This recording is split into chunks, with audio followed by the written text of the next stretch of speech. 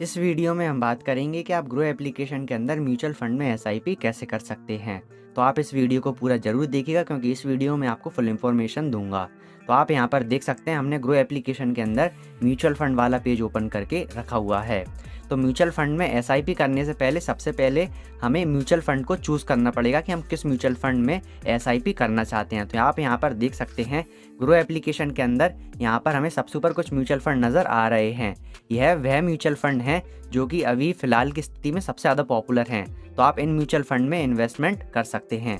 अगर हम इसे नीचे करें तो आपको नीचे और भी काफ़ी सारे म्यूचुअल फंड नज़र आ रहे होंगे। जैसे कि आप देख सकते हैं यहाँ पर आपको अलग अलग कैटेगरी दे रखी है म्यूचुअल फंड की। अगर आप इस हाई रिटर्न पर क्लिक करेंगे तो आपके सामने वह म्यूचुअल फंड आ जाएंगे जिन्होंने अभी फ़िलहाल की स्थिति में काफ़ी अच्छा रिटर्न दिया है। आप इन्हें भी चूज़ कर सकते हैं। अब मैं इसे बैक कर देता हूँ और आपको यहाँ पर दूसरी कैटेगरीज़ के बारे में बता देता हूँ। तो आप यहाँ पर देख सकते हैं large cap, mid cap, small cap. तो ये अलग अलग प्रकार की कैटेगरी हैं। अगर मैं स्मॉल कैप पर क्लिक कर दूँ तो यहाँ पर मेरे सामने वह म्यूचुअल फंड आ जाएंगे जो कि स्मॉल कैप की कैटेगरी में आते हैं और जिन्होंने काफ़ी अच्छा रिटर्न अभी तक दिया है। तो आप इस तरीके से म्यूचुअल फंड को चूज़ कर सकते हैं। अगर आप चाहते हैं कि आप सर्च करना चाहते हैं किसी म्यूचुअल फंड का नाम, ऐसे कि आपको किसी म्यूचुअल फंड का नाम पहले से ही पता है और आपने मन बना लिया है कि आपको उसी में इन्वेस्टमेंट करना है, तो आप यहाँ पर सर्च भी कर सकते हैं। जैसे कि मैं यहाँ पर सर्च कर देता हूँ एसबीआई, यानी कि मैं एसबीआई के म्यूचुअल फंड में इन्वेस्टमेंट करना चाहता हूँ। तो यहाँ पर मैं एसबीआई म्यूचुअल फंड डाल दूंगा। तो आप यहाँ पर देख सकते हैं मेरे सामने यहाँ पर नीचे एसबीआई के म्यूचुअल फंड आ जाएंगे। SBI PSU fund, SBI small cap fund, SBI long term equity fund. तो आप यहाँ पर भी सर्च करके किसी म्यूचुअल फंड को ओपन कर सकते हैं। जैसे कि मैं इसको ओपन कर लेता हूँ। तो आप यहाँ पर देख सकते हैं मैंने सर्च करके यहाँ पर एसबीआई का म्यूचुअल फंड ओपन कर लिया है। तो आप चाहें तो सर्च करके भी म्यूचुअल फंड को चूज़ कर सकते हैं, या फिर आपको यहाँ पर कैटेगरी वाइज भी दे रखा रहता है कि आप कैटेगरीज की मदद से भी म्यूचुअल फंड को चूज़ कर सकते हैं। जैसे कि मैं हाई रिटर्न पर क्लिक कर देता हूँ और यहाँ पर एक रैंडम म्यूचुअल फंड ओपन कर लेता हूँ। तो मैं यहाँ पर आदित्य बिरला वाला म्यूचुअल फंड ओपन कर लेता हूँ, जिससे कि मैं आपको यह समझा पाऊँ कि आप म्यूचुअल फंड में एसआईपी कैसे कर सकते हैं। अब मान लीजिए कि आपने यह म्यूचुअल फंड चूज़ कर लिया है और आप इस म्यूचुअल फंड में एसआईपी करना चाहते हैं। तो मैं आपको एक चीज़ बता दूं कि जिस भी म्यूचुअल फंड में आप इन्वेस्टमेंट करना चाहते हैं, सबसे पहले आप यह देख लें कि उस म्यूचुअल फंड ने पिछले कुछ समय में कितना क्या रिटर्न दिया और आने वाले समय में वो कितना क्या रिटर्न दे सकता है। तो पिछले 3 साल में इस म्यूचुअल फंड ने 48% का रिटर्न दिया है और पिछले 1 साल की बात करें तो इसने कुछ 100% के आसपास रिटर्न दिया है। तो इस म्यूचुअल फंड ने काफ़ी अच्छा रिटर्न दिया है और आने वाले समय में यह म्यूचुअल फंड और अच्छा रिटर्न दे सकता है। तो यहाँ पर आप और डिटेल इसकी चेक कर सकते हैं कि इसका एनएवी कितना है। इसका एनएवी 36 रुपये है। इसकी रेटिंग अभी नॉट अवेलेबल है। मिनिमम एसआईपी आप इसमें 100 रुपये से इस म्यूचुअल फंड में एसआईपी कर सकते हैं। जो इसका फंड साइज़ है वो आप यहाँ पर देख सकते हैं कि कितने लोगों ने इसमें अपना पैसा इन्वेस्ट करके रखा हुआ है। तो इस म्यूचुअल फंड में 3,403 करोड़ रुपये इन्वेस्ट किए गए हैं अभी तक। आप यह भी देख सकते हैं होल्डिंग्स में कि इस म्यूचुअल फंड के मैनेजर ने कौन कौन सी कंपनियों में हमारा पैसा इन्वेस्ट करके रखा हुआ है। तो आप यहाँ पर ये जानकारी भी देख सकते हैं होल्डिंग्स में। आप यहाँ पर एक्सपेंस रेशियो भी चेक कर सकते हैं। इस म्यूचुअल फंड का एक्सपेंस रेशियो कितना है, एग्जिट लोड कितना है, टैक्स वगैरह कितना क्या है। आप इन सब सारी डिटेल को देखकर ही म्यूचुअल फंड में इन्वेस्टमेंट करने का प्लान बनाएं।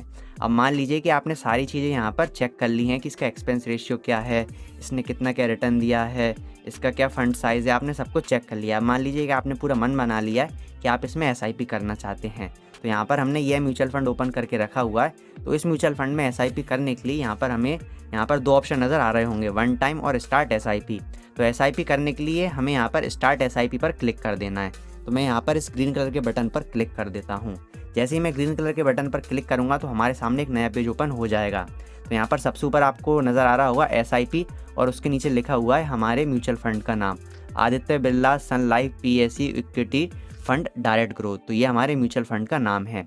अब हमें डालना है इंस्टॉलमेंट अमाउंट, यानी कि हम कितना अमाउंट इन्वेस्ट करना चाहते हैं, यानी कि कितने रुपए की एसआईपी करना चाहते हैं। तो यहाँ पर मैं डाल देता हूँ 500 रुपये, यानी कि हम 500 रुपये से इस म्यूचुअल फंड में एसआईपी की शुरुआत करना चाहते हैं। तो यहाँ पर हमने 500 रुपये यहाँ पर डाल दिया है। अब यहाँ पर लिखा हुआ है एसआईपी डेट, यानी कि जो हमारी एसआईपी है वो हमारे बैंक अकाउंट से किस महीने की तारीख को कट जाया करे। तो यहाँ पर लिखा हुआ है 6th ऑफ एवरी मंथ, यानी कि हर महीने की 6 तारीख को हमारे बैंक अकाउंट से हमारी एसआईपी कट जाया करेगी। अब मान लीजिए कि आप इसे चेंज करना चाहते हैं तो आपको ये कैलेंडर पर क्लिक कर देना है। जैसे आप कैलेंडर पर क्लिक करेंगे तो एक नया ऑप्शन आ जाएगा आपके सामने, चूज़ एसआईपी इंस्टॉलमेंट डेट, यानी कि आप यहाँ से एसआईपी की डेट चूज़ कर सकते हैं। तो यहाँ पर अभी 6 तारीख सेलेक्ट करके रखा हुआ है। तो तो आप चाहते हैं कि आपकी जो SIP है वो 15 तारीख को कटा करे, तो आप 15 पर क्लिक कर सकते हैं। अब मान लीजिए आपने 15 पर क्लिक कर दिया है, तो उसके बाद आपको अपडेट पर क्लिक कर देना। जैसे आप अपडेट पर क्लिक करेंगे तो यहाँ पर आप देख सकते हैं, यहाँ पर लिखा हुआ आ जाएगा 15th ऑफ एवरी मंथ, यानी कि हर महीने की 15 तारीख को आपकी SIP आपके बैंक अकाउंट से कट जाया करेगी और म्यूचुअल फंड में इन्वेस्ट हो जाया करेगी। अब हम बात करते हैं कि आप अपने पेमेंट को किस तरीके से कंप्लीट कर सकते हैं। तो आप देख सकते हैं यहाँ पर लिखा हुआ आ रहा है जी पे डिफ़ॉल्ट आ रहा है, क्योंकि मैं ज़्यादातर अपना पेमेंट गूगल पे से करता हूँ, इसलिए यहाँ पर गूगल पे नज़र आ रहा है। तो आप चाहें तो चेंज भी कर सकते हैं या फिर किसी अदर पेमेंट ऑप्शन की मदद से भी अपने पेमेंट को कंप्लीट कर सकते हैं। तो मैं आपको यह भी समझा देता हूँ कि कौन कौन सी पेमेंट यहाँ पर अवेलेबल हैं। तो चूज़ पेमेंट मेथड, तो यहाँ पर सबसे ऊपर गूगल पे आ रहा है, जिससे कि मैं अपना ज़्यादातर पेमेंट करता हूँ। आप चाहें तो अदर UPI ऐप से भी कर सकते हैं, जैसे कि पेटीएम, भीम UPI, गूगल पे। तो मैं यहाँ पर पे 500 पर क्लिक करता हूँ, तो आप यहाँ पर देख सकते हैं गूगल पे, भीम UPI, अमेज़ॉन, और यहाँ पर आपको फ़ोनपे का और पेटीएम का ऑप्शन इसलिए नज़र नहीं आ रहा है क्योंकि मैंने अपने फ़ोन में उन दोनों एप्लीकेशन को इंस्टॉल करके नहीं रखा है। अगर मैं उन दोनों एप्लीकेशन को डाउनलोड कर लूँगा तो उनका ऑप्शन भी यहाँ पर नज़र आ जाएगा। तो कुल मिलाकर यह है कि ग्रो एप्लीकेशन के अंदर अगर आप SIP करेंगे तो आपको काफ़ी सारे ऑप्शन मिल जाते हैं अपने पेमेंट को कंप्लीट करने के लिए। आप उन पेमेंट की मदद से अपने पेमेंट को कंप्लीट कर सकते हैं। तो यहाँ पर मैं इसे बैक कर देता हूँ। बस मेरा उद्देश्य ये बताना था कि आप किस तरीके से पेमेंट वगैरह सेलेक्ट कर सकते हैं। तो यहाँ पर आप देख सकते हैं मेरा डिफ़ॉल्ट गूगल पे नज़र आ रहा होगा आपको कि यहाँ पर मैं गूगल पे से अपना पेमेंट करूँगा। तो यहाँ पर आप देख सकते हैं गूगल पे नज़र आ रहा है। अगर आप फ़ोनपे से करेंगे तो यहाँ पर आपका फ़ोनपे का सब कुछ डिटेल नज़र आ रही होगी। फिर उसके बाद पेमेंट मेथड सेलेक्ट करने के बाद आपको यहाँ पर स्टार्ट SIP पर क्लिक कर देना। जब आप स्टार्ट SIP पर क्लिक करेंगे तो इसके बाद आपके फ़ोन में एक OTP आएगा, एक फ़ोन नंबर पर आपको उस OTP को डाल देना है, उससे आपका वेरिफिकेशन कंप्लीट हो जाएगा। जैसे ही वेरिफिकेशन कंप्लीट हो जाएगा उसके बाद आप जिस भी पेमेंट मेथड से अपना पेमेंट करना चाहते हैं, जो ग्रो एप्लीकेशन है आपको उस पेमेंट मेथड पर ले जाएगा। जैसे कि मान लीजिए आप गूगल पे से अपना पेमेंट करना चाहते हैं, तो जो ग्रो एप्लीकेशन है आपको गूगल पे के पेज पर ले जाएगा। वहाँ पर आपको अपना पिन डाल देना है। पिन डालने के बाद आपको अपना पेमेंट कंप्लीट कर देना है। जैसे ही आप गूगल पे के अंदर अपना पेमेंट कंप्लीट कर देंगे तो आपका जो SIP है वो सक्सेसफुली कंप्लीट हो जाया करेगी। फिर जिस तारीख को आपने सेलेक्ट किया है उस तारीख को आपकी SIP कट जाया करेगी आपके बैंक अकाउंट से।